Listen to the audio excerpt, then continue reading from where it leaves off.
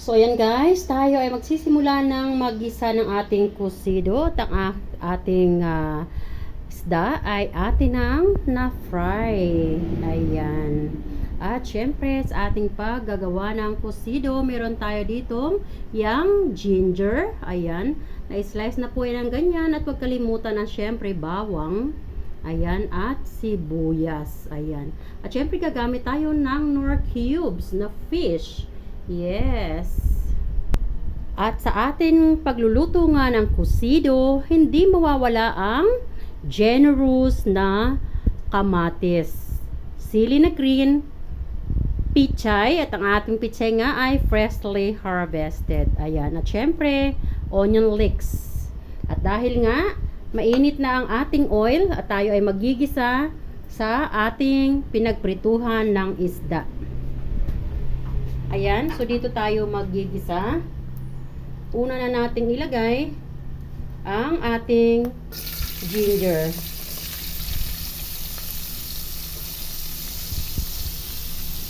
Ayan. Palagay nga natin ang ginger ay halu-haluin lang muna natin. Alam nyo guys, bakit dito ako nagigisa sa pinagprituhan ng isda? Kasi mas malasa. Ang lasa ng isda ay makukuha natin at mapupunta sa sabaw ng ating kusido. Pagkalagay nga natin ng ginger, isunod na natin ang ating garlic. Pwede na rin natin actually ilagay ang ating onions. Doesn't matter. Ayan. Haluin lang natin. Hayaan lang muna nating mag-golden brown yung ating mga ingredients bago natin ilagay yung ating tomatoes.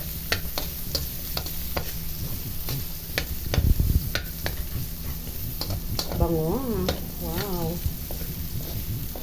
Alam mo guys, napaka-lucky ko kasi matagal na ako naghahanap guys ng ginger, young ginger. Hindi ako makachempo. This time nakachempo ako. Kaya napapansin nyo tuwing magigisa ako, laging gamit ko ay young ginger. Kasi marami akong nabili. Nakabili ako ng 2 kilo. Actually, bibili pa sana ako ng mas marami pa. Naisip ko baka mabulok. Sayang. Medyo mahal ang ginger ngayon guys. Ayan. Pwede na nating ilagay ang ating. Baka may magtatanong, bakit ang gamit kong panghalo ay tong? Ito po kasi yung ginamit ko na pagpiprito ng isda. Para less hugasan, no? Diba? So, ayan. Tapos natin ilagay yung tomatoes. Ilagay na natin ang ating fish cubes. Ayan. At maglalagay tayo ng durog na paminta. Kayo na lang mag-adjust guys ha, ng durog na paminta nyo. Ayan. Bango. At maglalagay tayo ng patis.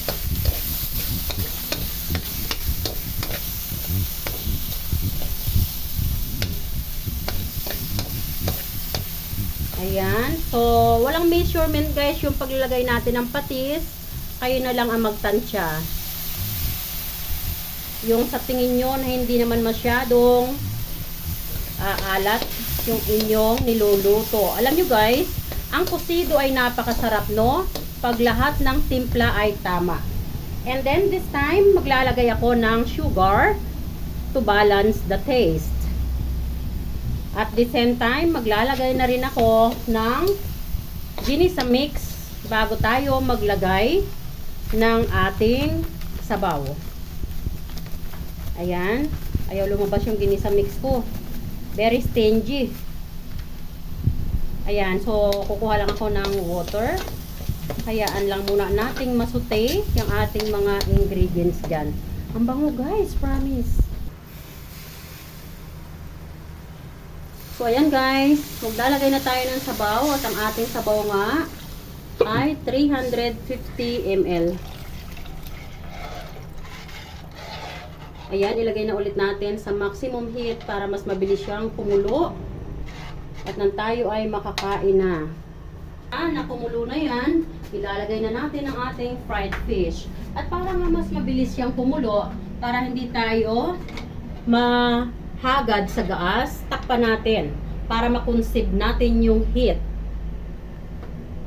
O ayan guys, at dahil kulong-kulo na ang ating tubig, ay pwede na nating ilagay ang ating fried grass carp fish.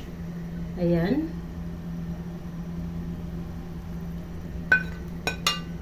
And then, isusunod na natin kaagad ang ating green na sili.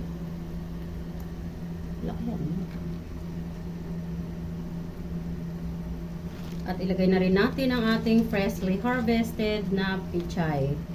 Ayan. At syempre, ang ating onion leeks para mas masarap. Huwag na nating haluin. I-dip lang natin ng ganyan para yung ating fish ay ma-maintain na buo.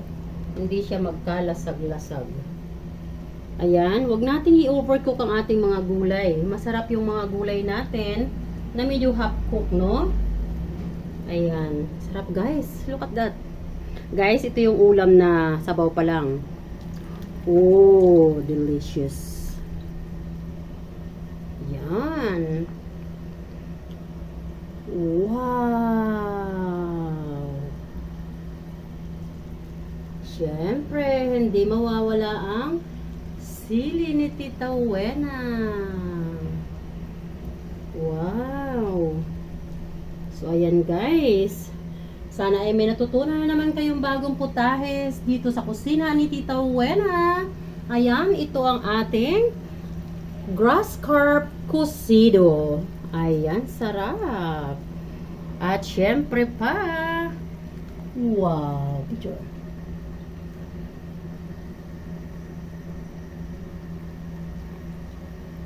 Sarap. Picture ko lang. Thumbnail.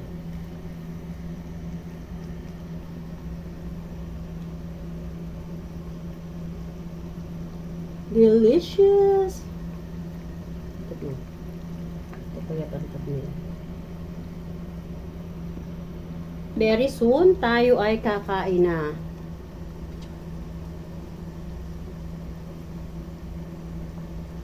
Ayan guys, luto na yan at papatay na nga ni Tita Wena ang apoy. Ayan. At syempre, tapos na ang tikiman. Ngayon ay kainan na blues. Ang sarap. Ayan. So delicious naman ang ating ulam. Look at that. Ito yung ulam guys na sabaw pa lang. Talaga namang mapapa kanin pa more ka sa sarap. Delicious. Ayan guys, salamat na muli guys sa inyong panonood. And Tita Wena always saying, don't forget to keep loving one another. I love you all. God bless.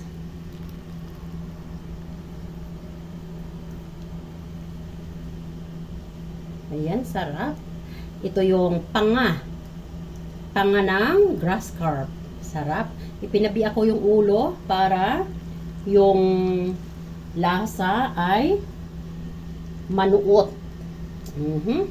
Delicious. Ayan. Bye guys. Thanks for watching. I love you all. Ayan. Don't forget to keep comment and sharing this video. At kung bago ka mga lang sa aking YouTube channel, don't forget to subscribe and hit the notification bell para like ang updated sa mga simpleng lutuin pero masarap. Ayan. Bye. God bless.